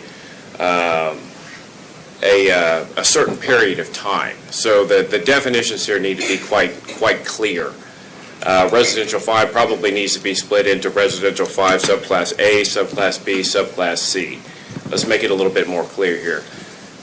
Secondly, as far as the issue of tiny homes and affordable housing is concerned, let's build generational wealth. Let's build something that our grandkids can inherit from us. I bought a house, numerous houses that are built in the early 1900s. They've been passed on for 7, 8 generations. This is not something that's going to be passed on for 7, 8 generations. Let's create something that will be. Thank you. Thank you, Mr. Crawford. Ms. Winkler, do you have anything else? No? This time I'd like to close the public hearing. Any discussion from council? I guess because it's my ward, I will again say thank you for coming. I do want people to understand affordable housing. I think we need to educate our citizens. I agree with what they're saying about education, because a lot of what we have heard tonight are kind of, for lack of a better word, stereotypical things about what's happening. I do know that RVs are, a lot of seniors are retiring and they're selling their homes and they're moving into RVs and doing other things. And I think we need to educate our citizens if we're going to move forward and we're going to talk about different types of housing here, that we do need to have that education piece so that people understand and they are not speaking of misconceptions when they have these types of conversations. So if we can do anything to do some kind of education piece on what these different types of homes are, what they consist of, so that we don't equate RV or mobile home with, again, I guess, low socioeconomic status, and continue to make citizens who live in these types of homes feel like they're less than citizens who live in other types of homes. And so I just think that that needs to be a conversation piece, because we do know, again, I agree with what he's saying about people saying that for so long the West Side has been like a ground or a hub for this type of family. And to that type of family, we are not saying that we don't want you in the city of Muskogee. And I think that needs to continue to be a conversation as we have this type of conversation, so that citizens who are living in mobile homes or living in homes that are made with plywood and all of those types of things don't feel like they're not welcome in the city of Muskogee because others live in different types of homes. Thank you. Thank you, Ms. Cranford. Just one comment I'd like to make. The city of Muskogee does follow very strict state laws in regards to notifications on any zoning issues that is determined by the state. I do agree that it is antiquated. Someone said they don't get the newspaper. I don't think that is kind of antiquated. But it's something that a lot of people said that they weren't notified or this. The city does follow very strict, and there's penalties if we do not. So if we do feel that someone wasn't notified on those deals, you can also let us know, and we'll look into that. But just want to let everyone know that we did do our due diligence that we're supposed to legally. Thank you. No items needed tonight, so we'll go to the next item, please. Receive and discuss report from staff regarding the itemized bid breakdown for the new wastewater treatment plant and take any necessary action. Yes, sir, Mr. Stewart. Yes, Mr. Chairman and committee, at the last city council meeting, we were asked to put a detailed report together on the wastewater treatment plant funding. We did reach out to Nate Ellis, who's our bond counsel. Nate did prepare a spreadsheet, which is up on the slide right now, and we did ask Nate to come and help us explain the spreadsheet, so I'll introduce Nate Ellis. Thank you, Mr. Ellis. Good evening, Nate Ellis, Public Finance Law Group. So what we have here on the left side, we've got a table that shows the overall total project cost budget for the wastewater treatment plant project. So this includes everything, whether it's already been spent or yet to be spent. And the total amount of that budget is $108,826,194.75. There's individual line items there for engineering fees, land acquisition cost, construction administration during construction of the project, or engineering administration during construction. You see the Crossland Heavy, the contractor, the base bid cost of $95,938,000 that was awarded last week at the meeting. Additionally, the Crossland Heavy Alternate A, that's an additional $1,054,000. And so that's actually a total initial budget, or for the contractor, of $96,992,000. However, I understand in the award process that you've also worked out with Crossland that there's going to be $1,842,405 that will be deducted from the total contract amount, and that's coming out of some of the line items for concrete and earthwork and water and wastewater equipment. And so that leaves you with a total budget plus 5% contingency. And most communities follow this anyways, but the Water Board on their finance projects requires that you have a 5% contingency in place relative to that contract.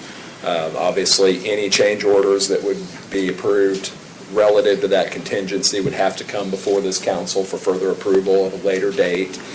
In the event that you don't use all or any portion of the contingency, you could work with the Water Resources Board, and that could be applied to other water, wastewater, or drainage projects within the city. And again, I make the editorial comment, I've yet to meet a city that doesn't have other water or sewer projects that they need to do in some capacity. So there's certainly the ability to redirect those funds to other needed projects at a later date.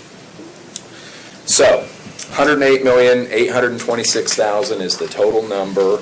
I know there's been some questions over different numbers that have been seen, and I have to kind of caution that as decision points have been reached, numbers have been refined. So there's been 106 and 110 and 115, and a number of different numbers that have been out there. But now that we have final bids, this is the total budget When we closed the water board loan in February of last year, that funded a project fund of $77,102,988.63. Since then, you've drawn a little over $6.5 million a little over $5.5 million for different project costs, primarily engineering fees, a few small consulting fees, some land purchase costs. And so those total draws, $5,679,000, that's come out of that $77,102,000. So that leaves in the construction fund for the existing loan $71,423,797.28. Pause right there, and we'll jump back up to the top right side. This is the same project budget, but now it shows the monies that have already been spent pulling out. So that shows us that what we need to complete the project, according to the budget, is $147,340. To kind of get back to the 24 loan that was done, when you approved that loan, we did a parameter approval. We don't know until the water board prices the bonds exactly what the size is going to be, and we want them to have flexibility to achieve the best market pricing that they can get. So we approved not to exceed $82 million in par amount. The actual loan amount ended up being $77,450,000, which was in line with where we thought it was going to be. And that resulted in a project fund deposit of $77,102,988.63 that we saw on the other side of the ledger. We subtract out the draws that we've already had on the project, and that gets us down to that $71,423,000 number. And so that tells us then that with our $103 million left to spend on the project within the budget, minus what we have in the existing construction fund, that tells us we need $31,723,206.12. So that is the number that we've reported to the Water Resources Board as the construction fund that we want them to fund when they go to price their bonds this Thursday. So, kind of shift back over to the left, we've got our additional project funds, so our $71.4 million plus our $31.7, that adds up to our total budget remaining of $103,147,000. Now, the new loan you approved a little over a month ago, I think it was. We approved a parameter not to exceed $37,170,000. Now, based on the Water Board's most recent set of indicative pricing numbers from their underwriter, we think the approximate size of the loan will actually be $31,020,000, give or take, and the project fund deposit will again be that $31,723,206. We'll know Thursday by the end of the afternoon, we'll know exactly what the sizing was, exactly what all the interest rates, because that pricing will be completed by then. They'll give us an update on pricing. I think I'll get something probably either tomorrow night or Wednesday morning, and we'll communicate that to you, Kendall.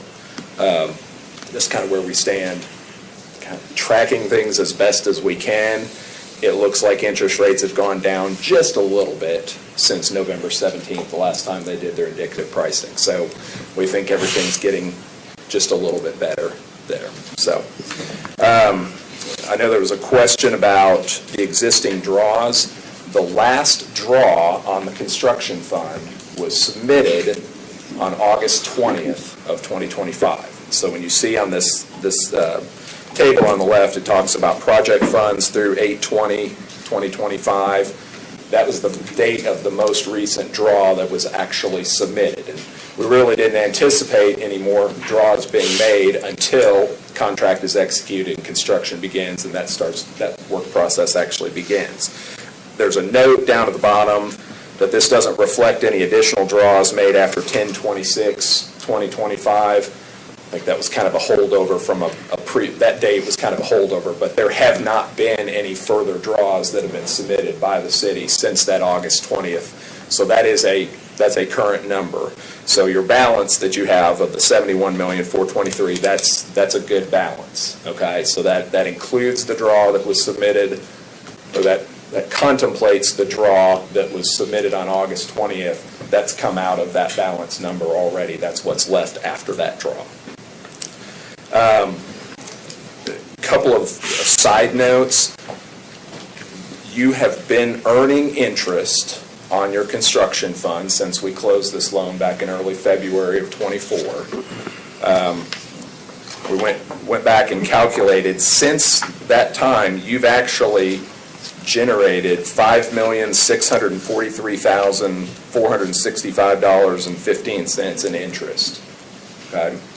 Kind of lining it up with payments through the end of September, and the most recent interest payment on the loan was made October 1, and we directed the city's request within the loan documents that the construction fund interest earnings each month would be transferred over to the debt service account, so that it would reduce the amount of debt service that you were having to make on the interest during the construction period.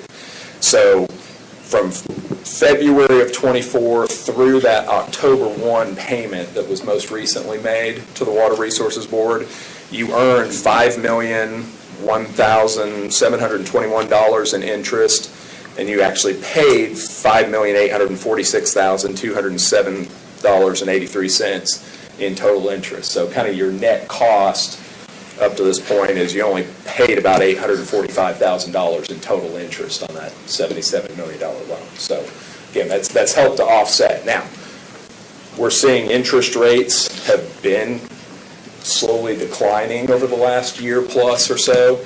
So whereas maybe in an average month early on, you were generating about $250,000, $260,000 in interest on the construction fund. This most recent month, it was only $206,000. And obviously, once you start spending the monies down, then that's going to drop considerably at that point, because there's nothing to earn interest on at that point, or not as much to earn interest on. So again, that's the budget. We've directed the Water Board to make available $31,723,206.12 on Thursday, and so after Thursday they finish their pricing, then we'll have final numbers on everything, and go from there. I'm happy to answer any questions. Thank you. Does council have any questions? No? We go to Sis, time to speak. Thank you. Mr. Stewart, do you have anything else? No, I think Nate did it way much better than I could. Thank you very much. First citizen we got time to speak, Michael Gregg. If you would just state your name, you'll have 5 minutes. Yield my time. Yield your time. Thank you, sir. Next is Ryan Lowe. Ryan, if you'll just state your name, you'll have 5 minutes, sir. Ryan Lowe. This is my third city council meeting in regards to this matter. Again, deeply disturbing that we don't have one question on a $100 million project, yet we stood up here and we had more than I can count on a country concert and an RV park. Why is that? The last meeting, I asked you guys to table that so you could at least hear this information, and only one city council member had the nerve to say, let's do that, and she couldn't even get a second. Couldn't even get a second for you guys to vote on it. Here's what you guys had to look at in your packets that last city council meeting when you voted to approve this bid. A piece of paper with 2 numbers that have been written in here that comes out to the 96 point whatever million. That's what you had to look at. That was your information and what Mr. Stewart put on the board. So I went back and listened to the last week's meeting. Mr. Stewart's numbers were off, and I'll just read it to you. His engineering fees, and not in the good. His engineering fees were off by $308,411.56, what you guys were shown. There was bond administrative fees on here to the tune of $662,000 that aren't on this sheet. They may be in one of these line items. The total loan amount was off by $2.6 million. Mr. Stewart also stated that there would be $2.1 million in contingency. The paper that you have before you tonight is $4.7 million. Now, I know that they said you guys are going to get a little bit of break from the construction company for $1.8 million. You guys are smart enough to know that that's going to be soaked up in the contingency money. We've heard all kind of numbers thrown around. 106 million, 104, 108. Again, I asked you last time to stop and take a look at that.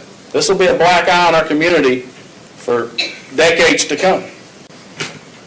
We've heard a lot of numbers from this gentleman here. Whether you guys understand them or not, I don't know.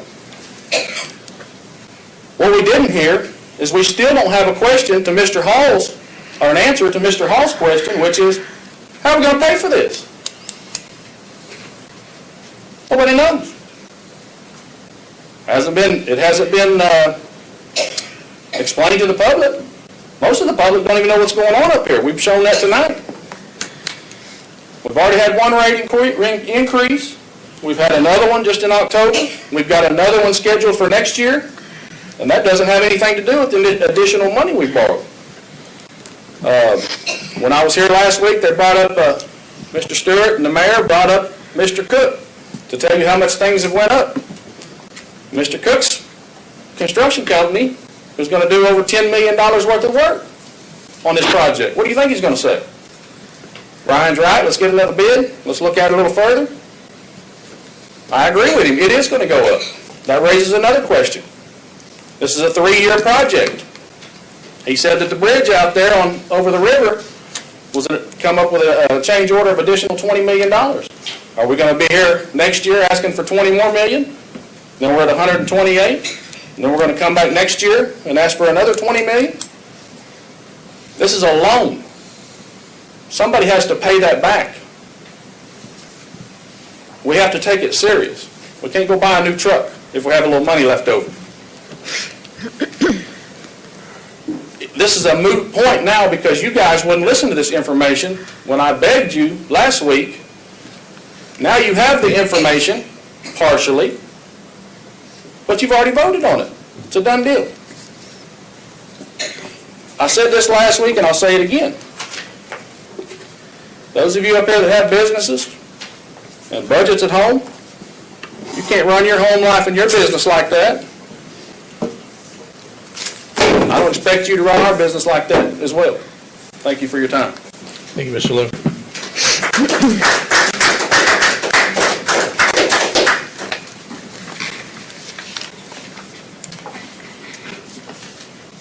No actions needed tonight? No, sir. Okay, I didn't think so. All right, thank you. Item number 5, please. Consider approval to authorize the city manager to amend the emergency stormwater contract between the City of Muskogee and Utilicor to increase the not-to-exceed amount from $200,000 to $400,000, or take other necessary action. Mr. Stewart. Yes, we put on your agenda quite a while back to approve an emergency storm sewer repair contract, and it was awarded to Utilicor. At that time, we did have a not-to-exceed amount of $200,000. I don't know if council recalls, but the first part of this year was extremely wet with the rainfall over normal amounts. What that did was that resulted in, after July 1, a lot of storm sewer failure. And if you'd been down Elgin Street, you saw where we replaced a line there of storm sewer between 9th and 10th. And then we've also had to replace a huge portion of it on 3rd, right behind the main fire station, and then again at 3rd and Elgin. There's storm sewer problems all over town, and we're just about to expire the $200,000. We want to increase that spending limit by 200 to 400 total. That is in the stormwater budget. We have the money to transfer. It will not impact anything that currently is budgeted in stormwater, so we do recommend approval. Answer any questions. So when you say it's not going to affect anything coming out of the stormwater budget, you're saying that there's already $400,000 sitting there? Yeah, and there's actually quite a bit of surplus in the stormwater account. And That was not budgeted. do we already know the projects that they're going to work on? No, this is stuff that raises its head over time. It'll be sinkholes in backyards or a collapsed portion of a street.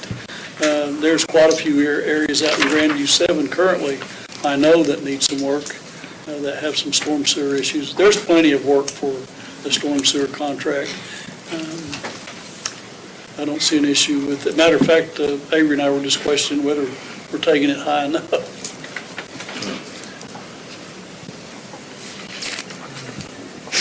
What is the average problem that we're having, about what the cost of that problem? Like when you have a... So there's a couple of different kinds of problems that we can have. One of the problems that we run into a lot is it's a clay line that's collapsed. When we have a clay line that's collapsed, we can go in and we can do a fix on that spot, or we can take that from manhole to manhole and alleviate that spot from being a problem, which helps upstream flow and make sure the water keeps going.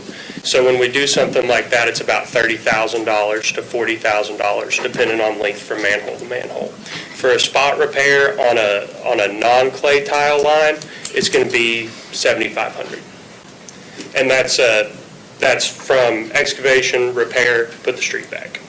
That's kind of what I was asking for, because I know that we have a lot of clay lines still in this town, and, you know, I'm a big proponent, big guy wanting to remove all of them and put in new water lines and sewer lines everywhere. Especially growing up on the west side, I know that our side of town, still classified as my side of town, we need to get to that. And I know that we have a lot of problems over there, and I just want to make sure that we're looking at all that. And, you know, do we have a overall, plan that we see that there's water or sewer lines that need to be replaced and just kind of go in and just start? We have a more comprehensive plan going in the sanitary sewer side, not the stormwater side. We're trying to evolve to that. And I will tell you that the line over on 10th and Elgin, when that line was put in the ground, it was an oval. And it was round, and then when we dug it up, it had made an egg out of itself with compression, so we couldn't even band two good pieces of pipe in there. Therefore, we had to go manhole to manhole. And as they're digging it, it just keeps collapsing as they're trying to find a good piece.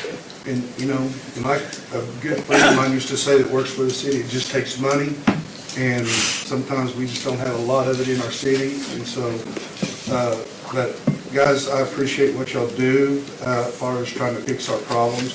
I like the manhole to manhole idea. I wish we could do that a lot more. Then eventually we would have a lot of our problems fixed. And I know that financially, we're trying to not say put a Band-Aid on things, but sometimes that's all we can do. But I'm glad you brought that point up, because $200,000 is a good amount of money to start on a project like this. But to avoid those Band-Aid patches when we can and go manhole to manhole, that's why we've gotten close to that $200,000 halfway through the years, because we are being aggressive with our repairs. And I appreciate that, because that's one of the things that I ran on when I ran for city council, is that the infrastructure of our city, and like the water treatment facility, I know that it's going to cost us a lot of money. It's been kicked down the road so long that now we're forced to do things that we don't want to do. And I know the citizens not happy with it. I know that I'm not happy with how I'm figuring that we're going to have to pay for this. And that is one of my questions the last time, and it still hasn't been answered, and that's not on your part. But I really want to make sure that we're building our infrastructure up.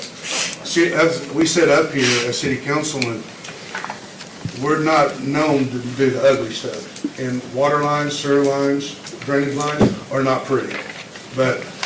And one city councilman actually told me one time, we don't get reelected for the ugly stuff. And I'm like, well, you're going to not get reelected if it's keep getting ugly and nobody can flush the toilet and get a drink of water. And that's a problem. And I think as a city council, we need to stand up and start fighting for our infrastructure a little bit more than we have been. And I know this water treatment facility, this wastewater management facility has been something that I have been begging for since my first term. and it was kicked down the road then. So I know it's kind of, we got a lot of people talking about where the money's spent, this is what you're doing, hold off on it. I've held off on it for 16 years. The city of Muskogee's held off onto it for almost 40 years. Now we got DEQ knocking on our door going, hey, we're going to fine y'all if we don't do it. And I know it sounds good to yell and scream up here and get all upset about it, but I don't like everything about it. I don't like what it's costing us. And I don't like what it's going to cost our citizens of Muskogee because I got to pay that too. But we've got to take a step forward as a city council to do some of the things that we really don't want to do and push those costs to our citizens to get it done. And it's not your fault. It's not our fault. It's just been kicked down the road so long that we're the city council that you got sitting up here that's stepping in the hole and actually taking the butt chewings for something that several city councils, several roads down the road didn't take care of. We've got 50, 60, 100-year-old water lines and sewer lines in this town that should have been taken care of and a plan should have been put in place 20, 30 years ago, 40 years ago to take care of this. I don't like it either. I don't like the situation, and I know it's costing us, and I would love to pinch pennies on this and squeeze it out and everything else, but we got our backs against the wall now because everybody's kicked it down the road, and we got DEQ going, hey, those fines are coming if y'all don't get this done. So, as a city councilman, I take very much pride in being up here. I am from Muskogee, I've been here all my life, but I just want you to understand, Eric, I'm trying not to pound on the desk tonight, but we've got some issues in our town that we've got to take care of. You may not like the way we're taking care of them, and I may get a boo Dan Hall on the website like I always do, and I love it. That means he's paying attention. But the deal is, at the end of the day, is we're up here trying to take care of this as a city council, and we all don't like having to vote for things sometimes. We don't like having to put our back against the wall and go, yeah, this is it. But we have to. That's what our job is. You elected us in here to not cause a bigger debt to the city of Muskogee and to do what's best for you. We're finally taking a step forward to get your infrastructure done, and it's going to be hard, it's going to be costly, it's going to be long. And I appreciate y'all for being here tonight to show interest in what's going on in our city. Whether it's the RV park, whether it's the sewer water lines, whether it's the wastewater management facility. By you coming up here and voicing your opinion tonight, you say you care about what's going on in our city. We need 35,000 people to start standing up and saying we care what's happening in our city. Like Mr. Lowe said back there. Not very many of our citizens pay attention to what goes on up here, and I applaud him for making some of the statements he made tonight because he cares. He's trying to make a difference, just like we are up here. And sometimes we're going to butt heads, sometimes we're not. But like one guy said, I'm going to make 50% of the people happy, 50% of the people mad on every vote. Well, let me tell you, as a city councilman, you're lucky if you get 50% to make you happy sometimes. But I appreciate y'all being here. And that's all my soapbox tonight, guys. Man, I need that gavel. Thank you, Dan. I do have a question on Utilicore. What's our turnaround time? They get a work order. How long is it taking them to take care of these problems? So they get right on it. As a matter of fact, they're very, very responsive, very appreciative of the work they do. That's Cole Shive.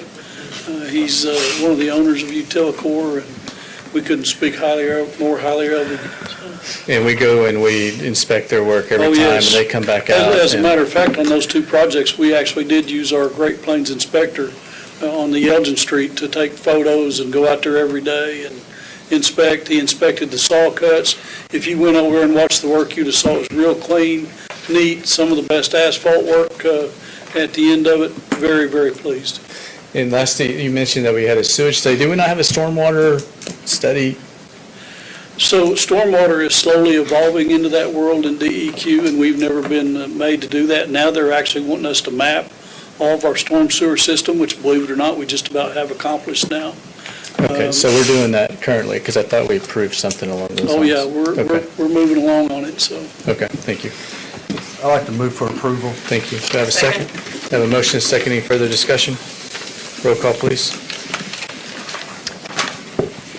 Mike Brawley, Yes. Dan Hall, Yes. Melody Cranford. Yes. Shirley Hilton Flannery. Yes. Tracy Hous. Yes. Jamie Stout. Yes. Deputy Mayor Derek Reed. Yes. Item passes. Item 6, please.